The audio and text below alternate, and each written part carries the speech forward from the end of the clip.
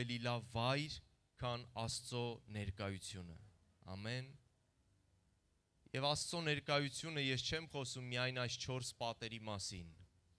Դու կարող ես Աստծո ներկայության մեջ լինել ամեն ժամանակ, ամեն օր, քո տան սենյակում, քո աշխատանքի վայրում, քո մեքենայի ղեկին, դու կարող ես ամեն ժամանակ, որտեվ քո Աստվածը հասանելի Աստված է, ամեն։ Ինքը 24 ժամը 24-ի վրա եւ տարին 365 օրը հասանելի է իմ ու քո համար։ Հալելույա։ Կանչիր իմ անունը եւ ես կպատասխանեմ։ Սա Տիրոջ խոստումն է, Տեր ասում է կանչի իմ անունը եւ ես կպատասխանեմ քեզ։ Աստված միշտ հասանելի է, սիրելիս։ Աշխարհի մեծամեծները շատ դժվար են հասանելի։ Միգուցե են մարդիկ, որոնց կարիքը երբեմն ունես, նրանք շատ դժվար են հասանելի, բայց կա մեկը, ամենակարողը, արարիչը, որ ինքը միշտ հասանելի է, կանչի նրա անունը եւ նա լսում է քեզ։ Հալելույա։ Հալելույա։ Ինչքան հրաշալի է սա իմանալ, ինչքան հրաշալի է, երբ որ դու գիտակցում ես, որ կա ամենակարող Աստված եւ դու ցանկացած քո իրավիճակի մեջ կարաս կանչես նրան եւ ինքը ասում է ահա ես։ Կարաս կանչես նրան եւ ինքը կարա իր ձեռքը երկարացնի քեզ պատասխանելու, քո կարիքին լուծում տալու, քո հարցերին պատասխան տալու, սիրելիս։ Քո կապանքներից քեզ ազատագրելու, քո ճնշումներից քեզ բարձրացնելու, քո տխրության մեջ քեզ ուրախացնելու,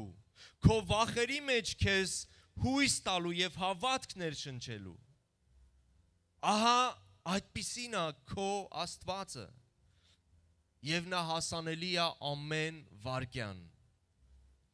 Հալելույա։ Ինձ սա քաջալերում է, ինձ սա ուրախացնում է, որ ես ունեմ այդպիսի Աստված եւ իմ Աստվածը նույնպես քո Աստվածն է։ Հալելույա։ Եկեք կարդանք մի տեղ Աստվածաշնչից 27 Սաղմոսից մի հատված կուզեմ կարդանք եւ սա կապ ունի այսօրվա մեր խոսքի հետ 27 Սաղմոս հենց առաջին խոսքից Դավթի Սաղմոսն է հաղթական Սաղմոս, հավատքի Սաղմոս եւ այսպես ասում Տերն է իմ լույսը եւ իմ փրկությունը ես ումից պիտի վախենամ Տերն է իմ կյանքի զորությունը, ես ումից պիտի սարսափեմ։ Հալելույա։ Կարանք իրար հետ այս խոսքերը ասենք։ Եկեք արի հրճակի այս խոսքերը, արի հավատքով ասա այս խոսքերը։ Եթե բացել ես Աստվածաշունչ ունես 27 Սաղմոս առաջին խոսքը, երկրորդ խոսքը, եթե չունես ուղակի եկեք կրկնենք իրար հետ։ Տերն է իմ լույսը եւ իմ փրկությունը։ Ես ումից պիտի վախենամ, Տերն է իմ կյանքի զորությունը, ես ումից պիտի սարսափեմ, հալելույա, սա Դավիթի հռչակումն էր, սիրելիներս, Դավիթ թագավորի, որը նաև այսօր իմ և քո հռչակումն է, որովհետև Աստծո խոսքը չի հնացել և Աստծո խոսքը իր զորությունը չի կորցրել, ամեն, Աստվածաշունչը ասում է, որ Հիսուս Քրիստոսը նույնն է երեկ, այսօր եւ հավիտյան։ Նա իր զորությամբ, իր կարողությամբ, իր սիրով, իր ողորմությունով նույնն է երեկ, այսօր եւ հավիտյան։ Հալելույա, փառք մեր Աստծուն։ Գիտես, այսօր ուզում եմ խոսամ Աստծո կարողության մասին։ Աստծո ռեսուրսների մասին։ Որովհետև սա շատ կարևոր է, որ ես ու դու գիտակցենք, որպես Աստծո որդիներ, գիտակցենք Աստծո կարողության մասին, Աստծո մեծության մասին, Աստծո ռեսուրսների մասին։ Մենք մեր առօրյա կյանքի մեջ, մեր ամենօրյա կյանքի մեջ, մեր տարբեր իրավիճակների, մեր դժվարությունների, նեղությունների, խնդիրների, մեր առջև եղած մարտահրավերների, տարբեր բաների, մեր կարիքների մեջ, մեր հարցերի մեջ, Շատ կարևոր է, որ մենք գիտակցենք Աստծո կարողությունը։ Շատ ժամանակ մենք հայտնվում ենք հուսահատության մեջ, թուլության մեջ, տկարության մեջ, որովհետև մենք փորձում ենք դիմադրել մեր դժվարություններին մեր սեփական մարդկային ուժերով, մեր սեփական մարդկային ռեսուրսներով, բայց մի բան, որ մենք պետք է քաջ գիտակցենք, սա է, որ մեր մարդկայինը ինքը սահմանափակ է։ Եթե համաձայն ես, ասա ամեն։ Քո մարդկային իմաստությունը սահմանափակ է, սիրելիս։ Քո մարդկային կարողությունը սահմանափակ է։ Քո մարդկային զորությունը նույնպես սահմանափակ է։ Դրա համար կան իրավիճակներ, որ մենք մեր սահմանափակ զորությունով չենք կարող դիմադրել, հաղթահարել, ճեղքել, առաջ գնալ։ Եվ մենք պետք է գիտակցենք, որ մենք ունենք Աստված, որը անսահմանափակ է։ Մենք գտնվում ենք նոր ուխտի մեջ, նոր կտակարանի մեջ, մենք ունենք ուխտ Քրիստոսի հետ։ Կար հին ուխտ, որ հրյա ժողովուրդը ուներ Աստծո հետ, Մովսեսի միջոցով, եւ կա նոր ուխտ, որ մենք ունենք Քրիստոսի հետ արդեն։ Գիտես, հին ուխտի եւ նոր ուխտի տարբերություններից մեկը հենց սրանում էր, որ հին ուխտում շեշտը դրվում էր շատ մարդու կարողության վրա, մարդու ջանքերի վրա, մարդու, չգիտեմ, ինչ-որ գործողությունների վրա։ Բայց նոր ուխտը շեշտը դրվում է նրա վրա, որ Աստված մեզ համար ամեն բան կատարեց։ Որ Աստված խաչի վրա, Հիսուս Քրիստոսը խաչի վրա մեզ համար ամեն բան կատարեց։ Եվ մեզ լցրեց իր անսահմանափակ զորությունով եւ կարողությունով։ Պողոս առաքյալը դրա համար ասում է, այլևս ոչ թե ես եմ ապրում, այլ Քրիստոսը ապրում իմ մեջ։ Այլևս ոչ թե ես եմ ապրում, այլ Քրիստոսը ապրում իմ մեջ։ Ես շատ ժամանակ հասկանում եմ խոսքը նենց, որ Պողոսը այնքան էր արդեն հասունացել հոգևորապես, որ այդ մտքով էր ասում, որ Քրիստոսն է ապրում իմ մեջ։ Բայց ես ուզում եմ մի քիչ ուրիշ տեսանկյունից նույնպես այս խոսքը նայենք։ Երբ որ Պողոսն ասում է այլևս ոչ թե ես, այլ Քրիստոսն է ապրում իմ մեջ, դա ինքը այս խոսքով կարծես հանձնվում է Քրիստոսին։ Եվ ասում է այլևս ոչ թե իմ զորությունը, ոչ թե իմ կարողությունը, ոչ թե իմ փորձը, ոչ թե իմ իմաստությունը, այլ Քրիստոսինը, այլևս ոչ թե ես, այլ Քրիստոսը ապրում իմ մեջ։ Կարծես ես իմ տեղը զիջում եմ, որպեսզի լիարժեք հանձնվեմ Քրիստոսին եւ թույլ տամ, որ Քրիստոսի անսահմանափակ կարողությունը ու զորությունը գործի իմ կյանքի մեջ։ Հալելույա։ Սա շատ կարևոր է, սիրելիներս, որ ես ու դու գիտակցենք ուղղակի մեր տարբեր իրավիճակների, տարբեր խնդիրների, այն պատնեշների առաջ, որ երբեմն մենք կանգնում ենք մեր կյանքում, շատ կարևոր է, որ գիտակցենք։ Ես երկրի վրա եմ, եթե ես իմ կյանքը տվել եմ Աստծուն, եթե ես ընդունել եմ Քրիստոսին, եթե ես ուխտի մեջ եմ Քրիստոսի հետ, եթե Քրիստոսն է իմ կյանքի Տերը եւ իմ կյանքի փրկիչը, իմ կյանքը նրա կարողությունից է կախված։ Սաղմոսներից մեկում ասում է, մեր իմ բոլոր աղբյուրները Տիրոջից են, քեզանից են, իմ բոլոր աղբյուրները քեզանից են։ Շատ կարևոր է, որ դու հասկանաս, որովհետև սատանան կփորձի, գիտես, փորձում է հաճախակի մեզ համոզել, որ դու այդ իրավիճակի մեջ մենակ ես կամ այդ իրավիճակի մեջ պետք է քո ջանքերով դուրս գաս, քո ջանքերով հաղթահարես։ Բայց դու ամեն ժամանակ հիշի, որ ամենակարող Տերը քո հետ է, քո մեջ է, քո Աստվածն է, քո կյանքը իր ձեռքերի մեջ է, իր վերահսկողության տակ է, եւ ինքը գիտի ամեն բան, ինքը տեղյակ է ամեն բանից, եւ ինքը ունի անսահմանափակ կարողություն։ Ամեն։ երբ որ դու գիտակցում ես եւ վստահում ես քո դժվարության, նեղության մեջ, քո խնդիրների մեջ, ուղղակի մտքիդ մեջ մի պահ բեր եւ ասա Տեր, ես գիտակցում եմ, որ այս իրավիճակի մեջ ես չունեմ մարդկորեն պատասխան չունեմ։ Այս իրավիճակի մեջ ես մարդկորեն իմ ուժով, զորությունով, զոր տալով ոչ մի բան չեմ կարողանում անեմ, բայց ես ուզում եմ վստահել քո կարողությանը։ Հիմա ես ուզում եմ Տեր, որ քո կարողությունը ի հայտ գա, սկսի գործել հիմա քո կարողությունը։ Ամեն։ Հալելույա։ Եվ դու կտեսնես Աստծո հզոր ձեռքը։ Աստծո հզոր ձեռքը։ Քո կարողությունների կնոպկեն անջատում ես, միացնում ես Աստծո կարողության կնոպկեն եւ թողում ես, որ ինքը շարժվի քո կյանքի մեջ։ Ամեն։ Սա ներսի հարց է, սիրելի, սա ներքին մի վիճակ է։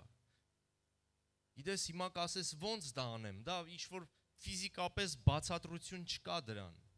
Սա ներքին մի վիճակ է, սա քո մտքի հետ է կապված, սա քո սրտի հետ է կապված, որ դու ներքուստ ուղղակի վստահում ես Տիրոջը, հանձնում ես Տիրոջը, ապավինում ես Տիրոջը եւ ասում ես Տեր, թող քո ռեսուրսները հիմա սկսեն գործել։ Իմ ռեսուրսները սպառվել են, վերջացել են։ Էլ չկա։ Էլ ես ուժ չունեմ, էլ ելք չեմ տեսնում, էլ ճանապարհ չեմ տեսնում, էլ միջոցներ էլ չեմ տեսնում, այն ինչ որ գիտեի, փորձեցի, արեցի, բայց հիմա Տեր ես ուզում եմ քո կարողությունը սկսի դրսևորվել։ Ես ուզում եմ, որ դու լինես իմ առջևից գնացողը։ Հալելույա, չէ որ սա Տիրոջ խոստումն էր, ես ձեր առջևից կգնամ։ Ես ձեր առջևից կգնամ։ Եսայա մարգարեության մեջ է կարծեմ, որ Աստված ասում է հորթուբորդ ճանապարհները հարթեցնողը ես եմ։ Ես եմ, որ գնում եմ քո առաջից։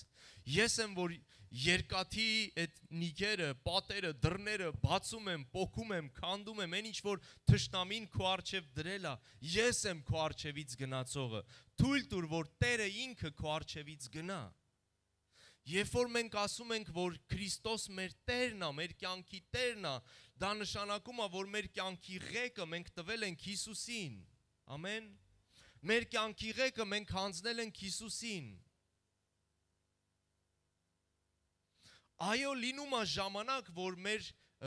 մարդկային սենց իներցիայով կամ տարբեր իրավիճակների մեջ փորձում ես ղեկը վերցնես, բայց միշտ քո գիտակցության մեջ բերսա, սովորեցրու քո մտքին, սովորեցրու քո սրտին, որ ամեն իրավիճակի մեջ ղեկը թողես Տիրոջ ձեռքերի մեջ,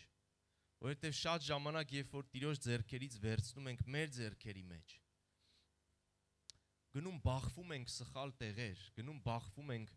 չգիտեմ, պատերի, քարերի, եւ նոր գիտակցության ենք գալիս, որ ախր մենք էինք վերցրել ղեկը, դրա համար սա եղավ։ Բայց գիտես, Աստված ուզում է, որ դու քո մտքին եւ քո սրտին սովորացնես ու վարժեցնես։ Ամեն, վարժեցնես քեզ։ Ղեկը թող Հիսուսի ձեռքերի մեջ։ Նրա կամքը ամենալավն է քո համար։ Նրա ծրագրերը ամենալավն են քո համար։ Երեմիա 29 ասում է, ես ունեմ ոչ թե չարիքի, այլ բարիքի խորհուրդներ ձեր համար։ Ես ունեմ խաղաղության խորհուրդներ ձեր համար։ Ես ունեմ հույս եւ ապագա ձեզ համար։ Աստված բացահայտում է իր էությունը, Աստված բացահայտում է իր կամքը, սիրելիս։ Ինչ է նա ուզում մեր կյանքերի մեջ։ Ամեն։ Եվ դրա համար մենք պիտի վստահենք, որ նրա կամքը բարի, հաճելի ու կատարյալ է եւ հանձնենք մեր ղեկը Տիրոջը։ Սա է նշանակում, երբ որ մենք ասում ենք Հիսուսը իմ Տերն է։ Նշանակում է, որ քո կյանքը ամբողջությամբ վստահում ես նրան, որպես քո կյանքի Տեր։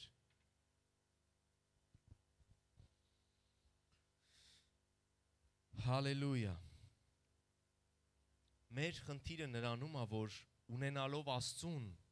ունենալով անսահմանափակ ռեսուրսը մենք փորձում ենք մեր ջանքերով, մեր ռեսուրսներով պայքարել, ելքեր փնտրել, ճանապարհներ փնտրել, դռներ բացել եւ հասկանում ենք, որ այո, հաճախակի մեր կարողությունը շատ քիչ է։ Ես ուզում եմ մի քանի օրինակներ ուղղակի հիշենք Աստվածաշնչից, որտեղ որ տեսնում ենք նույնպես Աստծո Աստվածաշնչի հերոսները, հավատքի մարդիկ, նրանց պատմությունները, կյանքը, որ գրված են, այստեղ տեսնում ենք, որ նրանք նույնպես ընկան իրավիճակների մեջ, որ փորձեցին մարդկային ջանքերով ու ռեսուրսներով դուրս գալ, հաղթանակ ձեռք բերել, բայց ձախողվեցին մինչև այն պահը, որ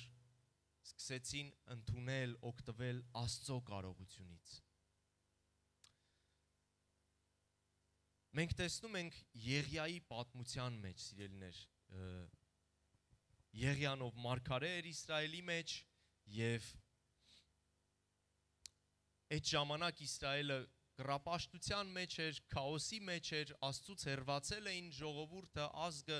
թագավորն ինքը հենց կռապաշտության մեջ էր եւ բարձրացրել էր երկրի մեջ օտար աստվածների քահանաներ, օտար աստվածների մարգարեներ, Բահաղի մարգարեները եւ Եղիան կարծես Աստծո նախանձավորությունը ունենալով եւ տեսնելով, որ ժողովուրդը, ազգը կարծես կորուստի է գնում, Աստծուց հեռացել է, չարիքի մեջ է, խավարի մեջ է, մեղքի մեջ է, մի այսպիսի մարտահրավեր բերեց ժողովրդի առաջ, այդ Բահաղի մարգարեների առաջ եւ ասեց, եկեք, հավաքվեք դուք, ձեր Բահաղին կանչեք, ձեր Աստծուն կանչեք եւ ես էլ կենթանի տիրոջը կկանչեմ եւ բերեք երկու զոհասեղան շինենք, մեկը դուք շինեք, մեկը ես շինեմ եւ դուք ձեր Աստծուն կանչեք, ես իմ Աստծուն, դնենք զոհը զոհասեղանների վրա, որ Աստվածը, որ կրակով կպատասխանի, գերբնական ձևով երկնքից կրակով կպատասխանի, նրան էլ եկեք երկրպագենք, ուրեմն նա էլ ճշմարիտ Աստվածն է, ուրեմն նա էլ աղոթքներ լսող Աստվածն է, ուրեմն նա էլ ամենակարող Աստվածն է, եւ համաձայնվեցին այս մարգարեները, հավաքվեցին 450 Բահաղի մարգարեներ, 400 մի ուրիշ կուռքի մարգարեներ, 850 մարգարեներով հավաքվեցին եւ այդ զոհասեղանները շինեցին, սկսեցին կանչել, սկսեցին աղաղակել, սկսեցին շատ բարձր աղաղակել, անգամ գրված է իրենց մարմինը ճղում էին եւ վնաս էին տալիս եւ արուն էին թափում իրենց մարմնից, կարծես որ իրենց Աստծո ուշադրությունը գրավեին եւ մի քանի ժամ աղաղակեցին, բայց ոչինչ չեղավ եւ տեսնում ենք դրանից հետո Եղիան սկսում է կանչել Տիրոջը եւ նախքան կանչել ասում է բերեք ջուր լցրեք այս զոհի վրա, այս փայտերի վրա, բերում են մի քանի 12 դույլ ջուր են լցնում, 12 սափոր ջուր են լցնում, որպեսզի կարծես ավելի անհնարին դարձնի այդ հրաշքը։ Եվ նա կանչում է Տիրոջը եւ Տերը պատասխանում է երկնքից կրակը իջնում է եւ այդ վերցնում է այդ ամբողջ զոհը եւ ամբողջ ժողովուրդը կարծես խոնարհվում է Տիրոջ առաջ։ Սա մի մարտահրավեր էր, որ Եղիայի առաջ եկել էր։ Երկիրը, ժողովուրդը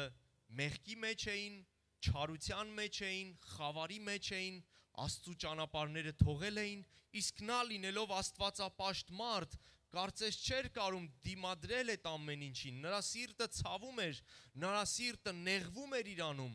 որ տեսնում էր իր ազգը կենթանի Աստծուն թողած գնացել է կուռքերի հետևից եւ կարծես սա մի պայքար էր, մի խնդիր էր, խնդրեմ էր, նեղություն էր Եղիայի առաջ։ Եվ գիտես ինքը կազմակերպեց այս ամեն ինչը, հաղթահարեց ու կարծես թե այդ հաղթանակից հետո թվում էր թե բոլոր հարցերը լուծվեցին, որովհետև բոլոր մարգարեները տեսան, որ Տերն է կենթանի Աստվածը, ժողովուրդը տեսան, որ Տերն է կենթանի Աստվածը, թագավորը կլսի, որ այս բանը տեղի ունեցավ, ու կարծես Եղիան սենց խորը մի հատ շունչ քաշեց, որ պիտի հանգստանա արդեն, որովհետև երկիրը արդեն ամեն բան կկարգավորվի, Աստծո փառքը, Աստծո զորությունը տեսան, հեսա թագավորն էլ կապաշխարի եւ ժողովուրդը դարձի կգա, ամեն բան իր տեղը կընկնի։ Բայց անցնում են մի քանի ժամեր այդ դեպքից եւ թագավորի կինը Հեզաբելը, որ ինքը նույնպես կռապաշտ ազգից էր եւ կռապաշտ մի կին էր, երբ որ լսում ա, որ այս բանը տեղի ա ունեցել եւ Բահաղի մարգարեները նույնպես սպանվել էին, որոնք որ Հեզաբելի մարգարեներն էին, նա մի այսպիսի կոչ անում, որ Եղիային պիտի անպայման գտնեն եւ սպանեն։ Շատ կարճ ժամանակում։ Ամբողջ երկրով մեկ ոնց որ ռոզիսկա տալիս Եղիային։ Եվ ասում ա էքուց ես չլնեմ, որ էքուց դու մեռած չլինես։ Եվ այս լուրը գալի հասնում ա Եղիային։ Երբ որ Եղիան լսում ա, իր համար մի հատ շոկային մի բան էր, որովհետև ինքը իր ներսում մտածում էր, որ ամեն բան պիտի կարգավորվի, լուծվի։ Վերջապես Աստված իր փառքը ցույց տվեց, հրաշք տեղի ունեցավ։ Բայց կարծես ավելի մի հատ դժվար փորձության ու դժվարության է հանդիպում մի քանի ժամ հետո։ Ամբողջ ազգը ընկած թագավորից բռնած, հրամայված, զինվորները, այդ բոլոր ծառաները ընկած մանենգալի իրան։ Եվ ինչ է անում Եղիան։ Գնում է մի ծառի տակ պարկում է եւ ասում է Տեր, բավական է, հերիք է, ես իմ հայրերից լավը չեմ, կյանքս վերցրու, բրծնեմ գնամ։ Որտեվ ես իմ հայրերից լավը չեմ, այսինքն հայրերս մեկա չկարեցան ես երկիրը փոխեն, հայրերս չկարեցան ես ազգին դարձնեն դեպի քեզ, իսկ ես ով եմ, ես էլ իրանց նման մեկն եմ, ես ոնց կարամ ես ժողովրդին դարձնեմ, այդքան բան արեցի, բայց չստացվեց, հիմա ուզում են ինձ սպանեն, արի կյանքս վերցրա բրծնի, ավարտվի ես ամեն ինչը գնա։ Եվ այսպիսի մի աղոթք անում, դեպրեսիկ մի աղոթք անում ու քնում է ծառի տակ։ Երբ որ քնում է Տիրոջ հրեշտակը գալիս է եւ նրան արթնացնում է եւ ջուր է տալիս եւ հաց է տալիս նրան եւ ասում է կեր, որովհետեւ սա քո զորությունն է։ Հիմա ուզում եմ մի փոքր կանգ առնենք այստեղ։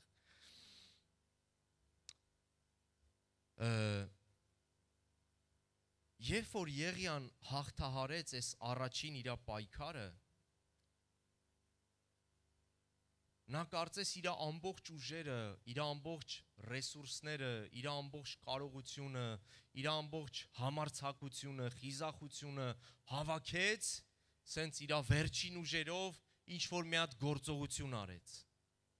Կանչեց այդ Բահաղի մարգարեներին, իրանց մարտահրավեր նետեց ու էսի կարծես իր այդ մարդկային բոլոր ուժերն էին, որ հավաքեց մի հատ վերջին մի բան եմ անելու։ Եղավ, չեղավ։ Եվ ինքը արեց ու մտածում էր, որ ստացվեց, որտև Աստված լսեց, Աստված պատասխանեց, բայց արի ու տես, որ կարճ ժամանակ հետո մի հատ հաջորդ ավելի մեծ խնդիր է առաջանում։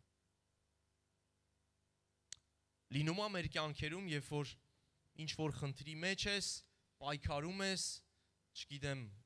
մտահոգվում ես, նեղվում ես եւ միգուցե երկար ժամանակ է անցնում, դու կարծես հաղթահարում ես այդ խնդիրը եւ անցնում է ինչ-որ ժամանակ, չես հասցնում ուրախանաս, չես հասցնում վայելես քո հաղթանակը կամ այդ խաղաղությունը եւ մեկ էլ բախվում ես մի հատ ուրիշ խնդրի։ Եվ սա տեղի ունեցավ Եղիայի հետ։ Եվ այդ ժամանակ Աստծո հրեշտակը գալիս է եւ արթնացնում է, ասում է անկեր ես կերակուրը, որովհետեւ այս կերակրի զորությունով դու պետքա գնաս ինչ-որ բաներ անես, դու պետքա դեռ ճանապարհ գնաս, դու պետքա դեռ անելիքներ անես։ Եղիան վերակենում, ուտում է այդ ամեն ինչը, նորից պարկում քնում է։ Գիտես ինչի է սա նման, շատ ժամանակ մենք էլ մեր դժվարության, հուսահատության մեջ, մեր ընկճված, կոտրված իրավիճակների մեջ լսում ենք Աստծո ձայնը։ Իրականում երբ որ դու տեղ ես տալիս, դու լսում ես, որ Աստված քո ներսից քեզ քաջալերում է, որ Աստված քո ներսից քեզ զորացնում է, որ Աստված քո ներսից ինչ որ աշխատանք է տանում, Աստված խոսք է քեզ տալի, խոստումներ է քեզ տալի, Սուրբ Հոգին քո ներսում գործում է, բայց դու կարծես չես ուզում, դու կարծես գիտակցաբար չես ուզում ընդունես այն ինչ որ Աստված քեզ առաջարկում է։ Դու լսում ես դա, դու հասկանում ես դա, բայց կարծես ականջդ մի տեսակ փակում ես այն Աստծո գործից, որ ուզում է անի, որովհետև հուսահատությունը, կոտրվածությունը, այդ դեպրեսիկ վիճակը այնքան ուժեղ է քո մեջ, որ չես ուզում տեղ տաս Աստծո ձայնին։ Այսինքն չես ուզում վեր կենաս քո այդ վիճակից, չես ուզում վեր կենաս քո այդ կարգավիճակից, հա? Մի տեսակ արդեն կոմֆորտ ես զգում դրա մեջ։ Եվ եղան վերակենում ուտում է դա ու պարկում նորից քնում է։ Լսում է Աստծո ձայնը, հասկանում է, որ հրեշտակը գերբնական մի բան է իր այդ անում, բայց ինքը պարկում նորից քնում է։ Լսում է ինչ պիտի անի, Աստված ինչ է իրան ասում անի, բայց ինքը պարկում նորից քնում է։ Եվ ինչ որ ժամանակ հետո նորից է Աստծո հրեշտակը գալի, նորից է արթնացնում, ասում այ տղա վեր կաց, ես քեզ նոր բան ասեցի։ Ես քեզ բան տվի դու կերար։ Դա երկնային մի բան էր, որ քեզ զորություն պիտի տա։ Վեր կաց, նորից եմ բերել, նորից հաց եւ նորից ջուր, կեր, խմի եւ գնա, որովհետեւ երկար ճանապարհ ունես գնալու։ Եղիան նորից վերակենում, ուտում այդ ամեն ինչը եւ այս անգամ կարծես իրան սթափվում է, հա, կարծես ինքը իրան է գալիս, ինքը իրա հիշում եք Դավիթը ոնց էր ինքը իր այդ խոսում 103 Սաղմոսում, ասում էր ով իմանց, ինքը իրան օրհնիր Տիրոջը, ով իմանց, օրհնիր Տիրոջը։ Երբ որ ինքը իրան ասում էր օրհնիր Տիրոջը, դա խոսում է նրա մասին, որ իր սիրտը այդքան էլ չէր ուզում օրհնել Տիրոջը։ Բայց ինքը իր հետ խոսում էր, ինքը իրան սթափության էր բերում եւ ասում էր օրհնի Տիրոջը, ով Դավիթ, ով իմանց եւ մի մոռանա Աստծո բոլոր գործերը, որ արել է քո կյանքի մեջ եւ որ պիտի անի քո կյանքի մեջ։ Մի մոռանա, որ նա է քեզ բժշկողը, բարձրացնողը, պաշտպանողը, փրկողը, ազատագրողը, ներողը։ Եվ Եղիան նույնպես կարծես երկրորդ անգամ, երբ որ Աստված նորից այցելում է, Աստծո ձայնն է գալիս, Սուրբ Հոգուց քաջալերություն է գալիս, վերակենում, վերցնում է կերակուրը եւ շարժվում է առաջ։ Երբ որ կարդում ենք շարունակությունը, մենք տեսնում ենք զորավոր բաներ անում Եղիան։ Զորավոր բաներ անում հետո, այդ դեպքից հետո սիրելներ, եւ ասեմ հաճախակի թշնամին որոշ չափով տեսնելով կամ իմանալով այն օրհնությունը, այն ճեղքումը, այն բարիքը, այն բարձրունքը, որ Աստծուց պիտի գա քո կյանքի մեջ, որ Աստծուց սպասվում է քեզ համար, գիտես ճիշտ դրանից առաջ կգա ինչ-որ մի փորձությունով, կգա ինչ-որ մի հարձակումով, կգա ինչ-որ մի նեղությունով, որպիսի քեզ կոտրի եւ դու չմտնես այն հաջորդ փուլի մեջ, որ Աստված նախապատրաստել է քո համար։ Գիտես այս իրավիճակից հետո, երբ որ Եղիան ուզում էր մեռնել, երբ որ դեպրեսիայով լցված էր եւ աղոթեց, որ Տեր վերցրու իմ կյանքը, որովհետեւ լիարժեք հուսահատված էր ամեն ինչից, բայց նա չգիտեր դրանից հետո իրան ինչեր է սպասում։ Նա դրանից հետո բարձրացավ, Աստծո փառքը նորից տեսավ, գնաց թագավորների օծեց, գնաց եւ զորավոր գործեր արեց դեռ երկրի մեջ։ Եվ իրականում ինքը հաղթահարեց թե թագավորին, թե թագավորի կնոջ այդ թագուհուն, Հեզաբելին, Աքաբին, ոչ ոք իրան չկարողացավ ոչ բռնել, ոչ սպանել, ոչ վնասել, այլ թագավորն ու իր կինը մահացան, բայց Եղիան բարձրացավ Աստծո փառքի մեջ։ Շատ ժամանակ թշնամին քո հաղթանակներից առաջ, հաջորդ ինչ-որ բարձրունքից առաջ կգա, որպիսի քեզ կոտրի, որպիսի քեզ վնասի, որպիսի քեզ խոցի սիրելիս, որ դու ուղղակի քայլ չանես այն ծրագրի, այն ճանապարհի, այն մակարդակի մեջ, որի մեջ Աստված ուզում է քեզ բարձրացնի։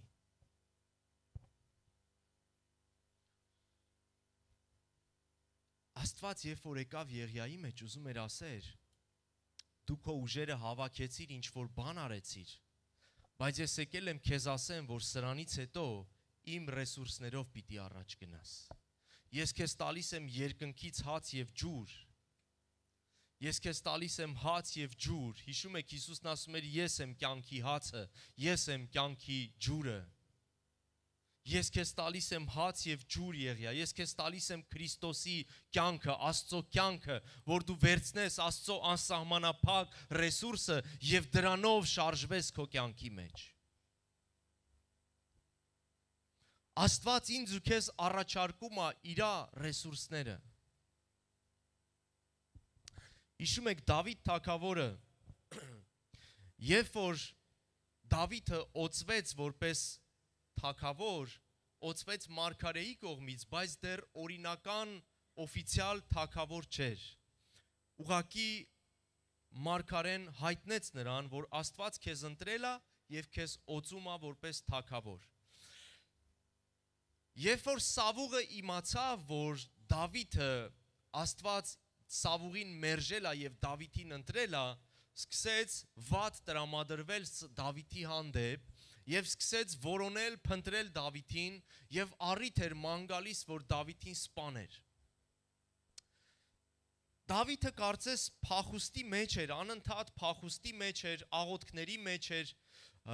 Մենք կարդում ենք այդ սաղմոսները, տարբեր սաղմոսներ, երբ որ Դավիթը փախուստի մեջ էր, Սավուղի երեսից։ Պատկերացրեք երկրի թագավորը,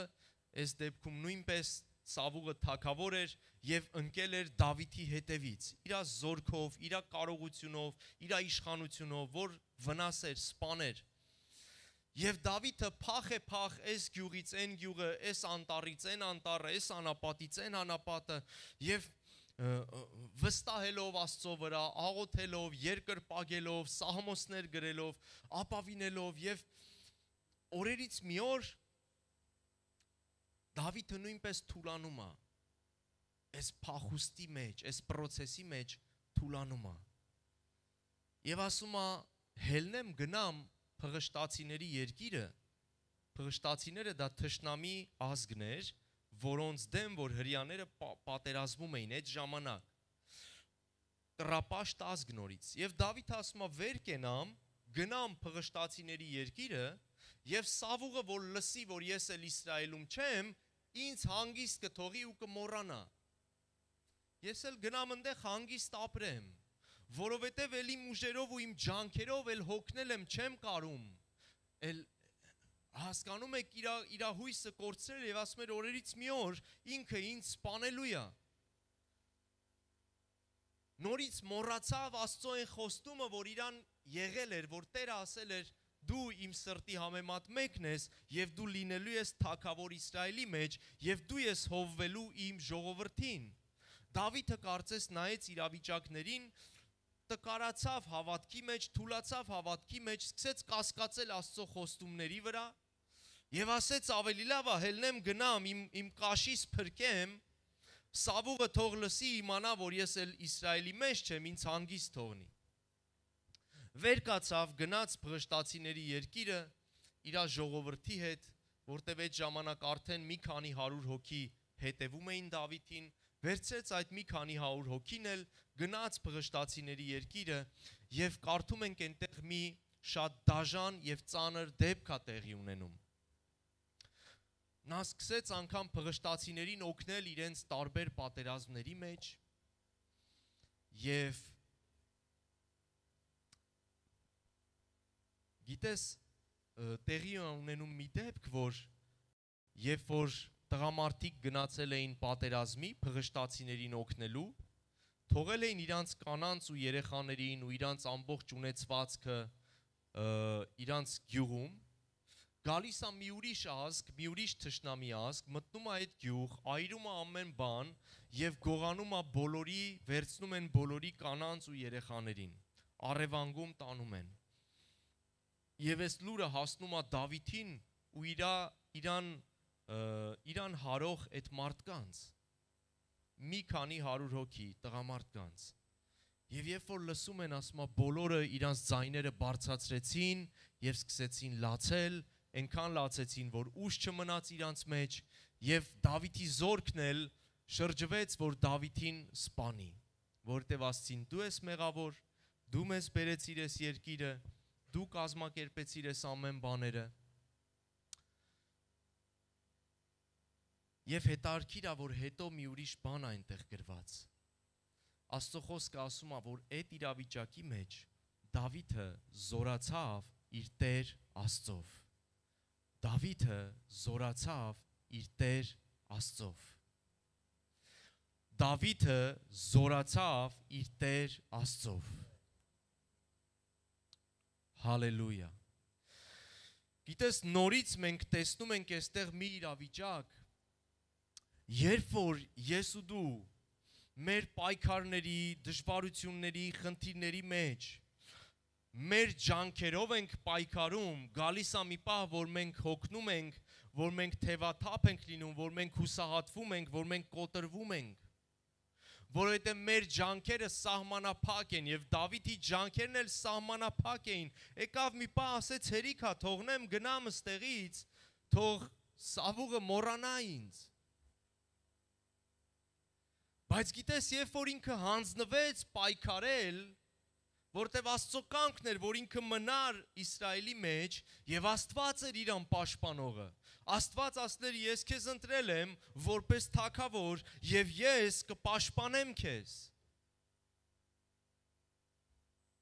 Աստծո կամքն էր, որ ինքը մնար այդտեղ, բայց ինքը կարծես այդ պայքարի մեջ հանձնվեց, որովհետեւ մարդկային ուժերը արդեն սպառվել էին։ Հանձնվեց ու գնաց մի ուրիշ տեղ։ Գիտես, հանձնվելը, սիրելիներ, խաղաղություն երբեք չի բերում մեզ։ Դավիթը մտածում էր կգնամ ընդեղ եւ ամեն բան լավ կլինի։ Կգնամ փղշտացիների երկիրը եւ կխաղաղվեմ։ Բայց գնաց ու հանդիպեց ավելի մեծ խնդիրի այնտեղ։ Գնաց ու հանդիպեց ավելի մեծ փորձանքի այնտեղ։ Երբեք հանձնվելը խաղաղություն չի կարա տա քեզ, որովհետև թշնամին անխիղճ ու անգութ է։ Թշնամին, սիրելիս, իմ ու քո թշնամին անխիղճ ու անգութ է։ Նա առիթը չի կորցնի մեր կյանքերին, մեր անձերին, մեր կյանքերը վնասելու, փչացնելու, մեր օրհնությունները գողանալու։ Նա առիթը չի կորցնի։ Աստված քեզ եւ ինձ ասում է, իմ ռեսուրսներով պայքարի, իմ կարողությունով պայքարի։ Մի ապավինի քո սեփական ջանքերին, թույլ տուր ես շարժվեմ, թույլ տուր ես գործեմ։ Ամեն։ Հիշում եք նույնպես նույն Դավիթը, երբ որ պիտի Գողիաթի առաջ կանգներ, բերեցին, հագցրեցին, Սավուղ թագավորը բերեց, հագցրեց իրան ինչ-որ զենքեր, մարդկային զենքեր, եւ Դավիթը հագավ ու սկսեց մի քիչ քայլել ու հասկացավ, որ դա իրանը չի։ Եվ ասեց, հանեց նորից տվեց թագավորին, ասեց, շատ շնորհակալ եմ, բայց ես ունեմ իմ զենքերը պայքարելու։ Ես գնում եմ Տիրոջ անունով պայքարելու։ Քո զենքերը վերցրու քեզ, ես ունեմ ուրիշ աղբյուր, որը ինձ զորացնում է։ Ես ունեմ ուրիշ պաշտպանություն, որն ինձ պաշտպանում է։ Սավուղի տված զենքերը դա այդ մարդկային ապահովությունն էր, մարդկային կարողությունն էր, մարդկային իմաստությունով շինած զենքերն էին, որ հագցրեց Դավիթին ու ասեց գնա, սա քեզ կպաշտպանի։ Բայց Դավիթը հանեց, շպրտեց մի կողմ, հետ վերադարձեց ու ասեց ես ուրիշ աղբյուրներից եմ սնվում։ Եկավ Գողիաթի առաջ եւ ասեց ես եկել եմ քո առջև զորած Տիրոջ անունով։ Զորած Տիրոջ անունով, նայա իմ կարողությունը, նայա իմ ռեսուրսը, նայա ինձ զորացնող Աստվածը։ Ես նրա անունով եմ եկել քո առաջ։ Հալելույա։ Անկախ նրանից, ինչ խնդիր, անկախ նրանից ինչ դժվարություն, անկախ նրանից ինչ սարեր եւ ինչ պատնեշներ կլինեն, ինչ պարիսպներ կլինեն քո առաջ սիրելիս։ Հասկացի մի բան, որ Տերը գնում է քո առջևից եւ Աստծո անսահմանափակ ռեսուրսը քո ներսում է։ Հիսուսն ասեց. ես կտամ ձեզ իմ հոգին եւ ջրերի աղբյուրներ կլինի ձեր ներսում։ Եվ այդ ջրերը ձեր ներսից կբխեն։ Ջրերի աղբյուրներ, գիտեք աղբյուրը ինչ է։ Մի աղբյուրից որ ջուր է գալիս, ինքը տարիներով գալիս, ինքը վերջ չունի։ Աղբյուր նշանակում է մի բան, որ անսահմանափակ է։ Ինքը տարիներով, դարերով այդտեղից ջուր է գալիս։ Եվ Հիսուսն ասում է. ես կտամ ձեզ իմ հոգին, եւ այդ հոգին ձեր ներսում ջրերի աղբյուրներ կստեղծի։ Ջրերի աղբյուրներ կդառնա ձեր ներսում։ Այսինքն իմ ջրերը այդ աղբյուրը կլինի հենց ձեր ներսը, ձեր կյանքը։ Եվ շատ կարևոր է, որ ես ու դու գիտակցենք, որ մեր ներսում կա Աստծո անսահմանափակ աղբյուրը։ Ամեն ցանկացած իրավիճակի մեջ, որ դու կլինես սիրելիս, իմացի, որ քո ներսում կա Տիրոջ անսահմանափակ աղբյուրը։ Աստված ասում է, այն դուռը, որ ես եմ փակում, ոչ ոք չի կարա բացի։ Այն դուռը, որ ես եմ բացում, ոչ ոք չի կարա փակի։ Ես եմ առաջինը, ես եմ վերջինը, ես եմ ալֆան ու օմեգան, ես եմ ամենակարողը։ Երբ որ Աստված հայտնվեց Աբրահամին, Աստված ներկայացավ ու ասեց. ես եմ ամենակարող Աստվածը։ Ես եմ ամենակարող Աստվածը։ Դա Աստծո անուններից մեկն է, Աստծո էությունն է, ամենակարող, այսինքն ամեն բան կարող անա։ Նրա ռեսուրսները սահմանափակ չեն ոչ մի բանում սիրելիս։ Եվ այն իրավիճակները, որ միգուցե իմ ու քո կյանքում մենք կնայենք եւ մարդկային աչքերով կսկսենք դատել ու մտածել, որ այլևս ուժ չունեմ, այլևս չեմ ուզում, այլևս չգիտեմ, ուժասպառ եմ, Աստված ասում է թող թույլ տուր իմ աղբյուրները բխեն քեզանից։ Թույլ տուր այս իրավիճակի մեջ ես շարժվեմ։ Ամեն։ Հալելույա։ Էնոք est-ce que tu peux venir s'il te plaît։ Ես այստեղ շատ կետեր ունեմ իմ մոտ գրած, բայց ուզում եմ ավարտեմ։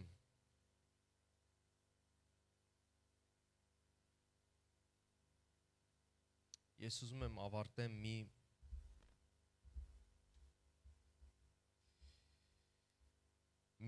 հետաքրքիր տեղով, իրականում այս տեղը, որով ուզում եմ ավարտեմ, իմ քարոզիս մեջ չկա էլ գրած, բայց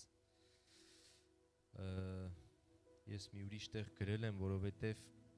մի քանի ժամանակ առաջ Աստված խոսաց ինձ։ Եթե հիմա գտնեմ այդ տեղը, ուրեմն Մատթեոս 14-րդ գլխում, Մատթեոս 14-րդ գլխում,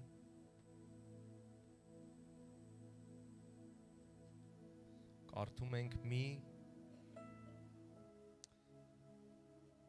շատ կարևոր իրողություն։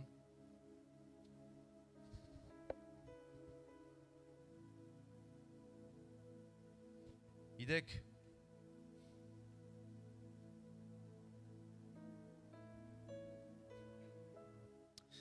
սա այն տեղն է, երբ որ Հիսուսին գալիս են եւ ասում են, որ Հովանես Մկրտիչը գլխատված է։ Մենք գիտենք, որ Հովանես Մկրտիչը եւ ազգակից էր Հիսուսին ֆիզիկապես, բայց նաեւ հոգեվոր իրականության մեջ Հիսուսն ասում է, որ երկրի վրա եղած բոլոր մարգարեներից ամենամեծն է Հովանեսը։ Այսինքն նա այն մարգարեն էր, որ Մեսիայի Քրիստոսի ճանապարհը պատրաստեց։ Այսինքն Հիսուսի սրտին շատ թանկ մի անձնավորություն։ Եվ գալիս են ու Հիսուսին ասում են, որ Հովանեսին գլխատել են։ Հովանեսը մահացել է։ Եվ այստեղ կարդում ենք, ասում է, եւ Հիսուսը լսելով այնտեղից, դա Մատթեոս 14 գլխում է 13 խոսքը, եւ Հիսուսը լսելով այնտեղից նավով գնաց առանձին մի անապատ տեղ, եւ ժողովուրդները, երբ որ լսեցին այն քաղաքներից, ոտով գնացին նրա հետևից։ Եվ երբ որ Հիսուսը դուրս եկավ, շատ ժողովուրդ տեսավ եւ գթաց նրանց վրա եւ բժշկեց նրանց հիվանդներին։ Եվ երբ որ իրիկուն եղավ, աշակերտները նրա մոտ եկան եւ ասցին. Տեր, եւ այստեղ չեմ ուզում ուղակի շատ երկար կարդամ, հետո այստեղ 5000 հոգու կերակրում է Հիսուսը, բայց այստեղ մի ուրիշ կարևոր բանի վրա ուզում եմ մեր ուշադրությունը դարձնենք։ Հիսուսը լսեց այս վատ լուրը եւ շատ տրտմեց եւ շատ նեղվեց եւ կարծես այսպես կոտրվելու առիթ էր եւ չհաշված նույնպես են բոլոր ցավերը, դժվարությունները, փորձությունները, որով որ նա արդեն անցնում էր, որ մերժված էր իր ազգից, մերժված էր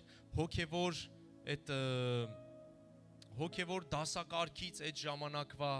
հա, շատերից մերժված էր, չընդունված էր, ծաղրված էր եւ տարբեր իր ընտանիքից անգամ եւ կարծես հարազատ մեկը կար երկրի վրա իրան, որ Հովանես Մկրտիչն էր եւ գալի ասում են, որ գլխատել են նրան, թագավորը Հերովդեսը գլխատել է նրան։ Եվ Հիսուսը կարծես շատ մեծ կոտրվելու առիթ էր սա, տրտմեց, մի ուրիշ ավետարանում կարծես գրված է, որ լաց եղավ, եւ այստեղ մենք կարդում ենք, որ գնաց անապատ մի տեղ, առանձին մի տեղ գնաց, անապատ մի տեղ, այսինքն առանձնացավ Աստծո ներկայության մեջ, առանձնացավ Աստծո հետ հաղորդակցվելու, Աստծո հետ շփվելու։ Եվ ճիշտ այդ պահին, քանի որ Հիսուսը որտեղ գնում էր, ժողովուրդը ոնց էլ չլինի լսում իմանում էին ու մեծ ամբոխ էր միշտ հավաքվում։ Երբ որ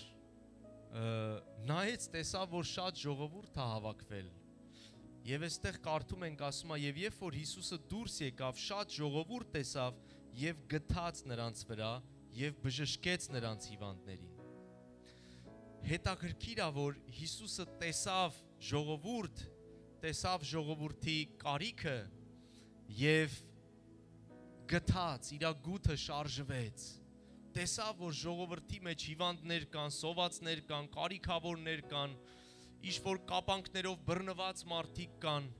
եւ ասում է, իր գութը շարժվեց եւ բժշկեց, սկսեց այդ մարդկանց ծառայել։ Հիմա եկեք պատկերացնենք մի պահ Հիսուսի կարգավիճակը, նեղվածությունը, այդ սուքը, այդ կոտրված վիճակը, ինչ որ միտեղ իրան միայնակը զգալու, որովհետև թանկ մարդ էր կորցրել, այն մարգարեն, որ իր առջևից եկավ, ճանապարհը պատրաստեց։ Եվ այստեղ տեսնում եմ մի հատ ժողովրդի կարիք ու պետքա պատասխանի նրանց կարիքին։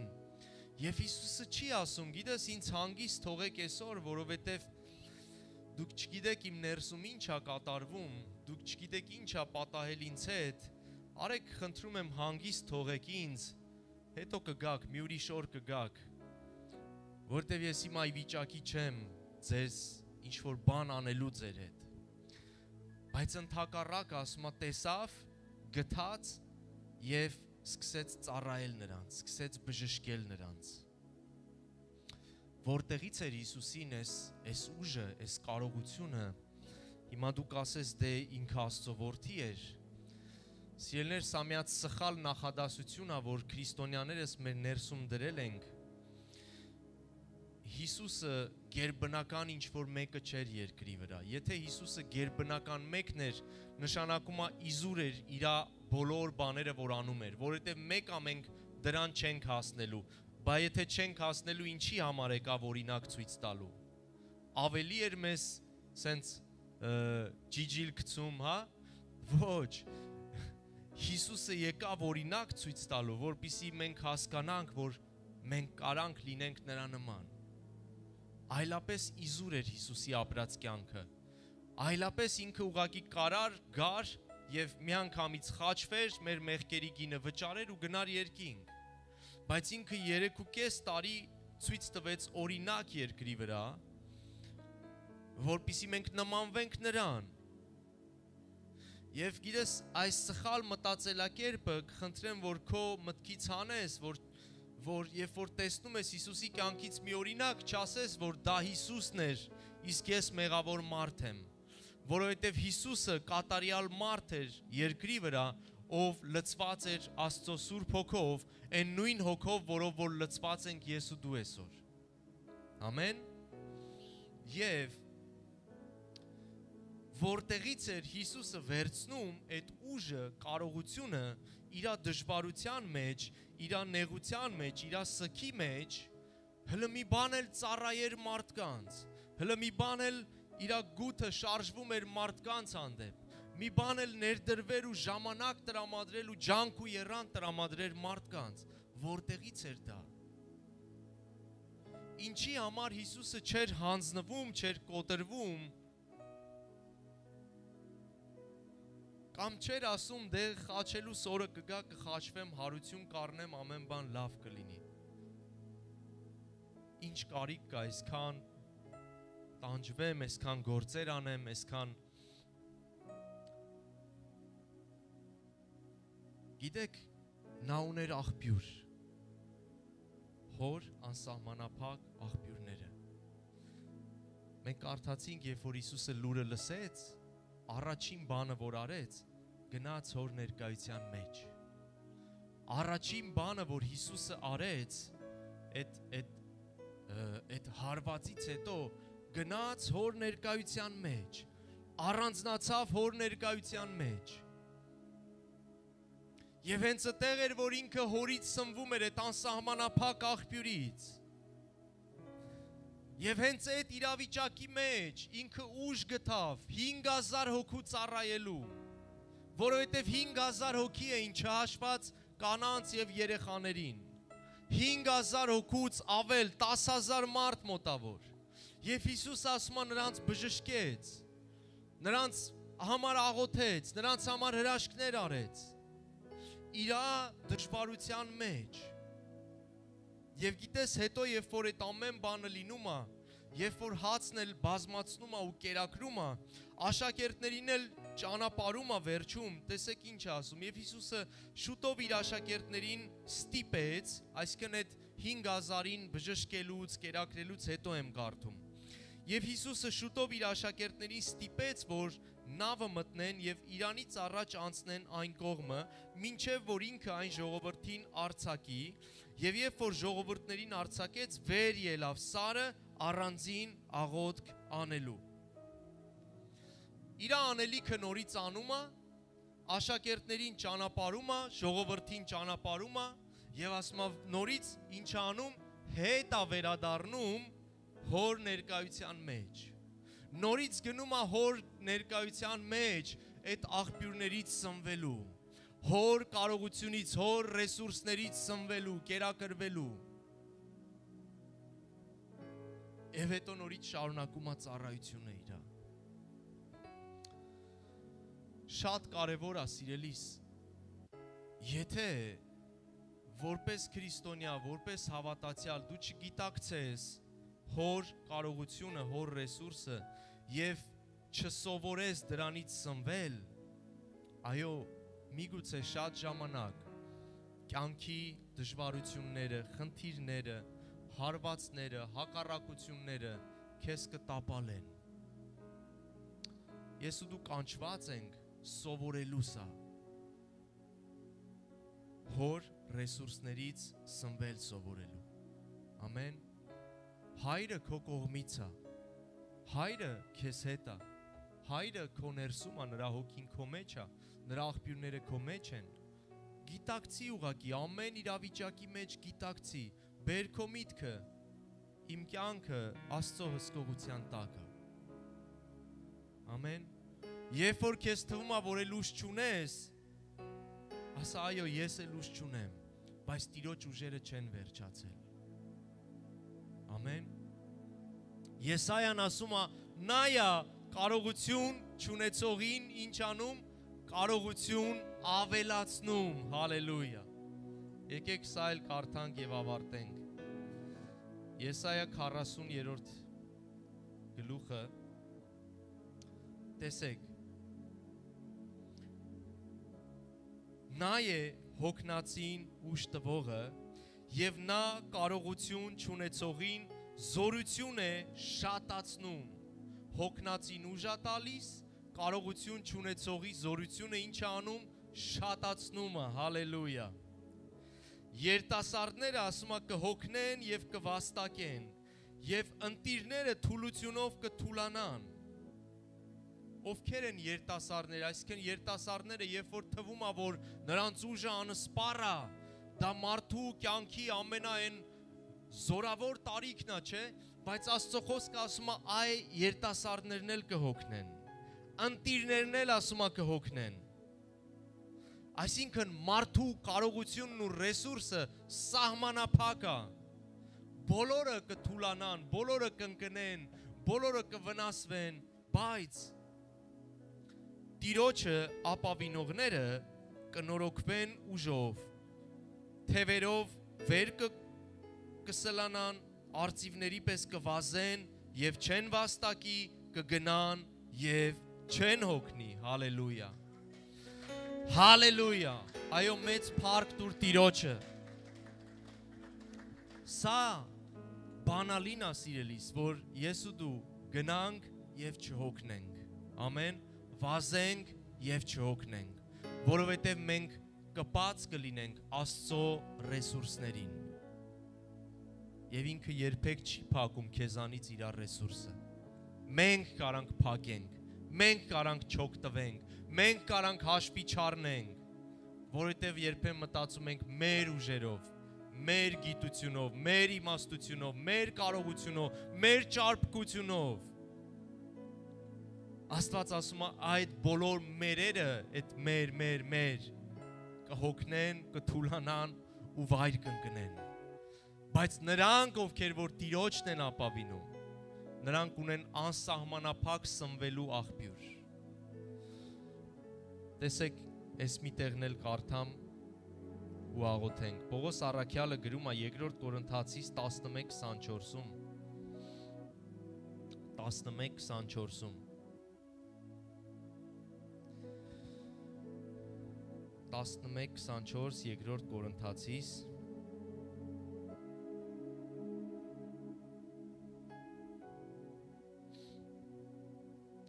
Պողոսը պատմում է իր դժվարությունները, իր ծառայության, իր կյանքի հետ կապված, իր դժվարություններից է խոսում։ Եվ 24 խոսքից ասում է. հրյաներից 5 անգամ 40-ից 1 պակաս ծեծ ընդունեցի, 3 անգամ ծաղկով ծեծվեցի, 1 անգամ քարկոծվեցի, 3 անգամ նավակոծ եղա,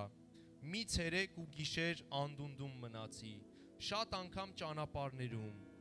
գետերից վտանգներ, ավազակներից վտանգներ, ազգիցս վտանգներ, հեթանոսներից վտանգներ, քաղաքի մեջ վտանգներ, անապատի մեջ վտանգներ, ծովի մեջ վտանգներ, սուտ եղբայրներից վտանգներ, ջանքի մեջ եւ աշխատանքի մեջ, շատ անգամ արթնությունների մեջ, սովի եւ ծարավի մեջ, շատ անգամ ծոմի մեջ, ցրտի եւ մերկության մեջ, բացի արտաքին նեղությունները, ինձ վրա կիտվում է ամեն օր ամեն եկեղեցիների հոգսը։ Ինչքան մեծ շարաներ, չէ, նեղությունների։ Բայց տեսեք իր պատասխանը. ով կտկարանա եւ ես չեմ տկարանա, ով կգայթակղի եւ ես չեմ բորբոքվի, եթե պարծենալ պետք լինի, իմ տկարությունով կպարծենամ։ Եվ հետո շարունակում է. ով ասում է կտկարանա, ես չեմ տկարանա։ Ինչքան հրաշալի է Պողոսի պատասխանը, ինչ է այդքան ուժեղ մարդ էր ինքը, հա, մտածում եք այդքան ուժեղ էր Պողոսը, այդքան անկոտրուն էր, որ այսքան բան իր այդ պատահել էր, պատահում էր, բայց ինքը չեր թուլանում, չեր տկարանում, չեր հանձնվում, գաղտնիքը նրանում էր, որ ինքը գիտեր։ Եվ անգամ ասում է, ես իմ տկարություններով կարամ պարծենամ էլ, ոչ թե թաքցնեմ, ոչ թե ուժեղ եմ ու անկոտրում, կարամ պարծենամ էլ, որտև ես գիտեմ, որ իմ զորությունով չեմ առաջ գնում, Տիրոջ կարողությունով եմ առաջ գնում, Տիրոջ զորությունով եմ հաղթահարում, Տիրոջ անսահման աղբյուրներն են իմ ներսում։ Դրա համար ասում է, այլևս ես չեմ ապրում, այլ Քրիստոսը ապրում իմ մեջ։ Եկեք կանգնենք աղոթքի։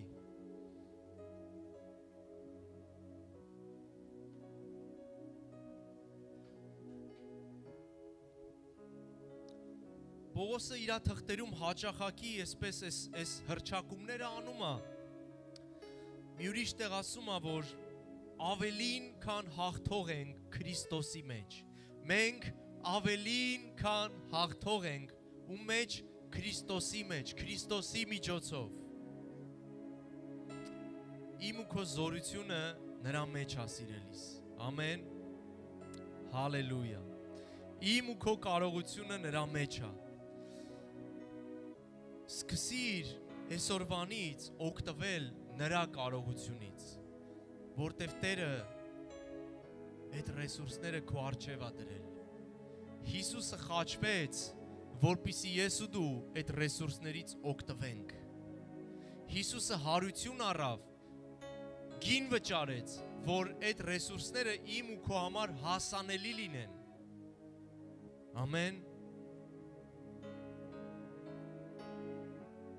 Հալելույա։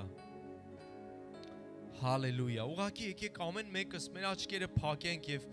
գանք Տիրոջ առաջ։ Եվ քո սրտի մեջ, քո մտքի մեջ ուղղակի բեր այն դժվարությունները, այն պայքարները, այն խնդիրները, այն կարիքները, որոնք որ կան քո կյանքի մեջ, որոնցով որ անցնում ես հիմա, բեր եւ ասա Տեր, ես ուզում եմ քո կարողությունով անցնեմ սրա միջով։ Ես ուզում եմ քո զորությունով անցնեմ, ես ուզում եմ քո ռեսուրսները ուղղակի ինձ զորացնեն, Տեր։ Տեր, ես հոգնել եմ իմ ջանքերով, իմ մարդկային կարողություններով։ Հայր, ես ուզում եմ քո կարողությունը հիմա սկսի դրսևորվել իմ կյանքի մեջ։ Ես ուզում եմ քո զորությունը հիմա սկսի դրսևորվել իմ կյանքի մեջ։ Գիտեք, Տերը խոստում ունի, ասում է կրակով անցնես, քեզ չի այրի, ջրերով անցնես, նրանք քեզ չեն ողողի։ Եվ երբ որ նա ասում այս խոստումը, նա նկատի ունի, որ ինքը մեր մեջ կլինի այդ ժամանակ, որ ինքը քո մեջ կլինի, սիրելիս։ Նրա ռեսուրսները քո մեջ անսահմանափակ կլինեն։ Կրակով անցնես, քեզ չի այրի, ջրերով անցնես, քեզ չեն խեղդի ու ողողի, որովհետև Աստված քեզ հաղթող կանի ամեն իրավիճակի մեջ, որտև նա քեզ հետ է, քո մեջ է եւ քո առջևից գնացողն անա եւ քո միջոցով շարժվող ու գործողն անա։ Ուղղակի քեզ նետիր Տիրոջ գիրկը, ուղղակի թույլ տուր, որ իր կարողությունը ակտիվանա քո կյանքի մեջ, որ իր ռեսուրսները ակտիվանան քո կյանքի մեջ, Հիսուս Քրիստոսի անունով։ Եվ ասա Հայր, ես իմ տկարությունները չեմ ուզում թաքցնեմ, ես չեմ ուզում ձևական լինեմ քո առաջ, Տեր։ Ես գիտակցում ու հասկանում եմ, որ իմ կարողությունը թույլ է, իմ կարողությունը քիչ է, փոքր է։ Տեր, ես ուզում եմ դու իմ միջոցով, դու իմ ներսից, դու իմ միջոցով շարժվի, Տեր։ Հալելույա։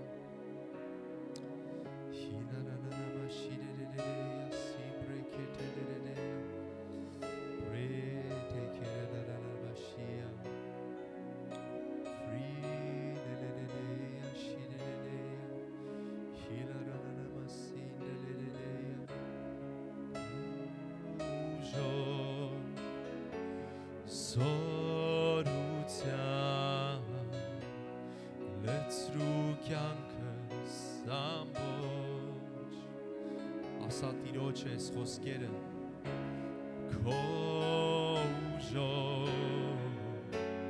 զորության լցրու կյանքս ամբողջ քո ուժով իմ Տեր քո ուժով զորության լցրու կյանքս ամբողջ ասա նորից Տիրոջը քո ուժով բարձրացու ձայնը տաս այս խոսքերը ռության լցրու կյանքս ամբողջ նորից ասա նրան քո ուժով զորության լցրու կյանքս ամբողջ ես քո նորոգության կարիքը ունեմ քո ուժով զորության լցրու կյանքս ամբողջ հալելույա Տեր Աստծո խոսքը ասում է ոչ ուժով ոչ զորությունով այլ իմ հոգով ասում է Տերը վերցուս ելիս նրա հոգու ուժը նրա հոգու զորությունը նրա հոգու կարողությունը քո կյանքի մեջ քո պայքարների մեջ քո դժվարությունների մեջ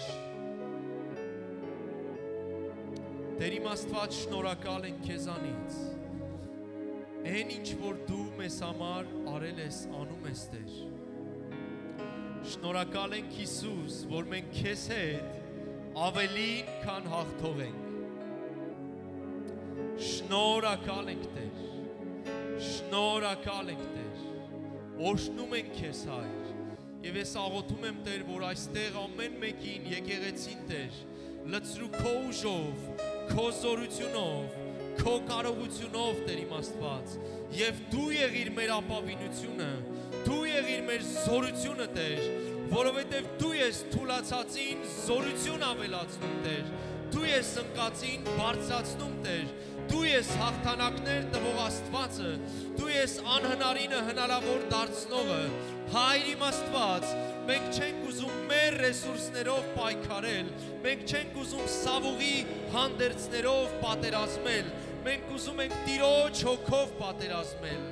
մենք ուզում ենք քո զորությունով կռվել Տեր մենք ուզում ենք քո զորությունով առաջ գնալ Տեր հալելույա շնորհակալ եմ Տեր որ դու զորացնում ես ամեն մեկի սիրտը ներսը կյանքը եւ քո հաղթական դրոշն ես տալիս ամեն մեկի ձեռքում Տեր քո հաղթության դրոշակն ես տալիս քո անունով բարձրացնելու Տեր շնորհակալ ենք Հայր թող քո անունը օրհնյալ լինի հալելույա ողջ փառքը ու պատիվը քեզ ենք տալիս Հիսուսի զորավոր անունով հալելույա ամեն ամեն փառք մեր Տիրոջը Փառք Աստծուն, որտեղ նա արժանի է ամեն փառքերի։ Տերը առատորեն թող օրհնի քեզ, լցնի քեզ, զորացնի քեզ, սիրելիս, եւ ունեցիր հաղթական շաբաթ Աստծո աղբյուրներից սնվի եւ կերակրվի ու լցվի ու գնա